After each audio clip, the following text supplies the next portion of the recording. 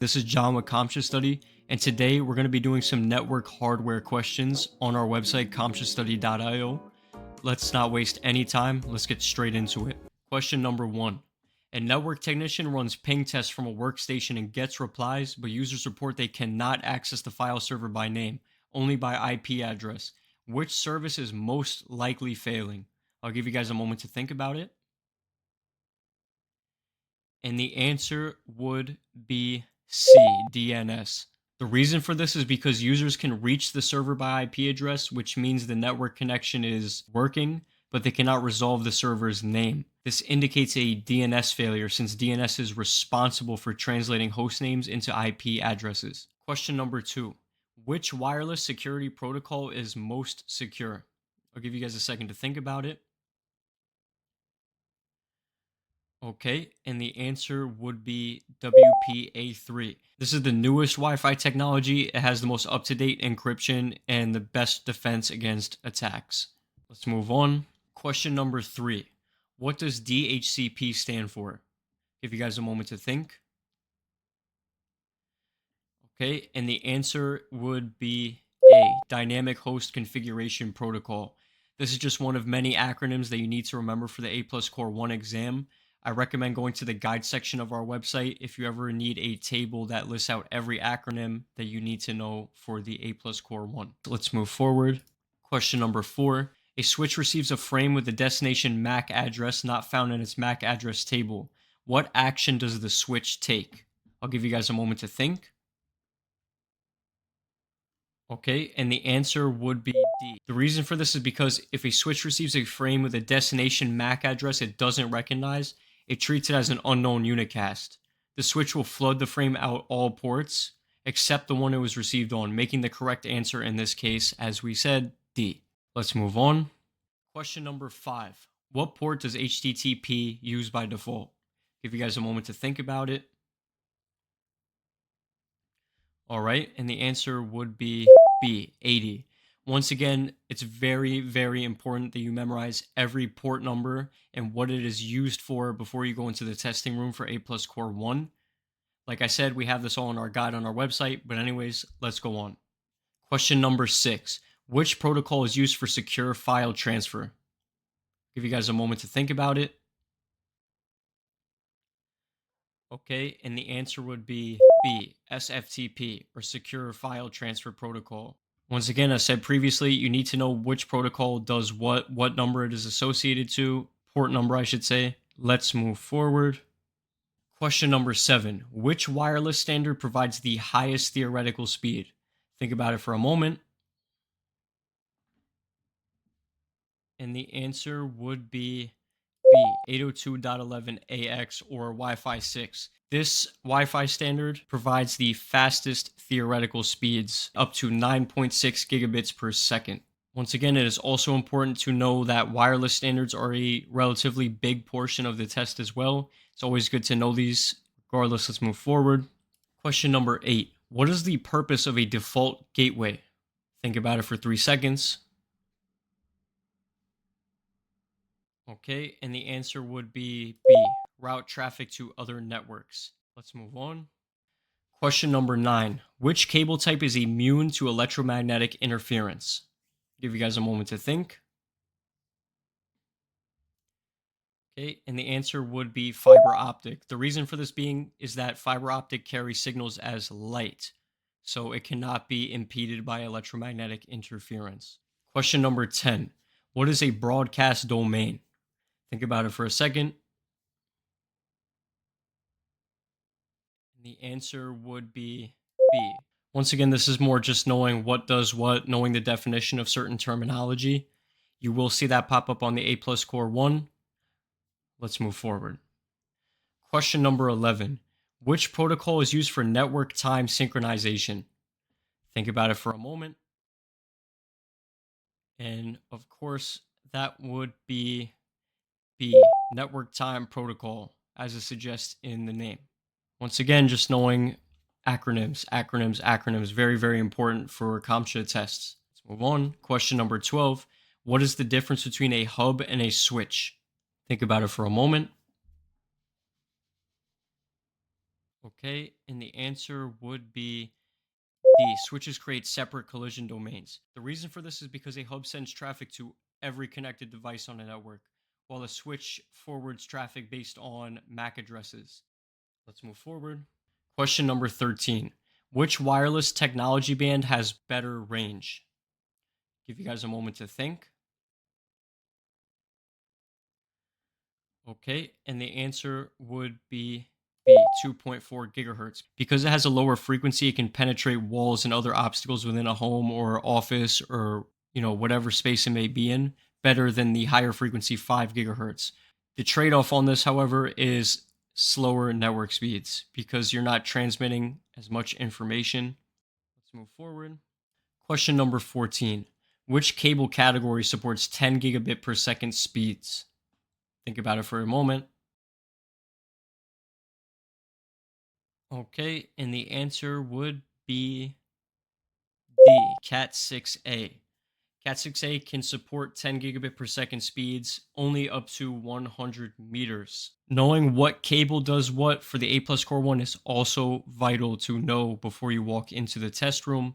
It is very important to memorize this stuff and know it like the back of your hand because you will see it pop up quite often on A plus Core 1. Let's move on. Question number 15. What does TCP/IP stand for? Think about it for a moment. And the answer would be the Transmission Control Protocol/Internet Protocol. Once again, I know I'm going to repeat myself quite a bit on this channel when it comes to acronyms, but you need to know your acronyms. Very, very important. Not just knowing what the acronym stands for, but also knowing what it's used for in application. Question number 16. Which port does HTTPS use by default? Give you guys a moment to think. Okay, and the answer would be D, 443. Once again, I hate to repeat myself, but you need to know your port numbers walking into the test room when you take your test. Question number 17. What does QoS stand for? Think about it for a moment. Okay, and the answer would be D, quality of service. All this is prioritizing specific types of network traffic. For example, it will prioritize video or movie or gaming over other services because those require more bandwidth. Regardless, let's move on. Question number 18. A host has the IP address 172.20.15.10 with a subnet mask of 255.255.240.0. Another host has the IP 172.20.22.5 with the same mask. Are these two hosts on the same subnet? This one's a little more nuanced. Give you guys 3 seconds to think. Okay, and the answer would be B. No, 172.20.15.10 is in 172.20.0.0/20, while 172.20.22.5 is in 172.20.16.0/20. I'm going to elaborate on this question a little bit further. With the 255.255.240.0 or /20 mask, the third octet increases in blocks of 16, meaning 0 to 15 is one subnet, okay? And 16 to 31 is the next. Since 172.20.15.10 falls in the first range and 172.20.22.5 falls in the second, they are on different subnets. Let's move on to the next question. Question number 19. Which Ethernet standard supports 1 gigabit per second speeds? And the answer would be B, 1000 base dash T. Knowing the answer to this question is solely memorization of what each standard supports, which cables are associated with it, so on and so forth. Once again, guys, we have all this information already in our guides for the A plus Core 1. Question number 20. What is the default subnet mask for a Class C network? Give you guys a moment to think about it. And the answer would be A, 255.255.255.0. Once again, guys, it's important to know the default subnet mask, not just for Class C, but for Class A, Class B, Class C, so on and so forth. Let's move on. Question number 21. What does NAT stand for? All right, and the answer would be C. Network address translation. Address translation is used to allow multiple devices on a network to share a single public IP address. Regardless, let's move forward. A technician configures a new VLAN on a switch and adds ports to it, but devices in the new VLAN cannot reach devices in other VLANs. What is needed to enable inter-VLAN communication? Think about this for a second. And the answer would be A. A router or layer 3 switch configured with inter-VLAN routing. In order to allow traffic between VLANs, you need a router or a layer 3 switch with inter-VLAN routing configured to route packets between the VLANs. Let's move on. Question number 24. A technician needs to connect two offices with a fiber run of 8 kilometers. Which fiber type is the correct choice and why?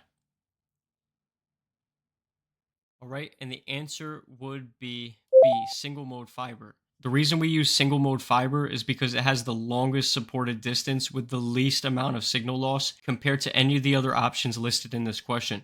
Yes, there is multi-mode fiber, but that's limited to about 500 meters. So in this case, we would go with the answer B, single mode fiber. Let's move on.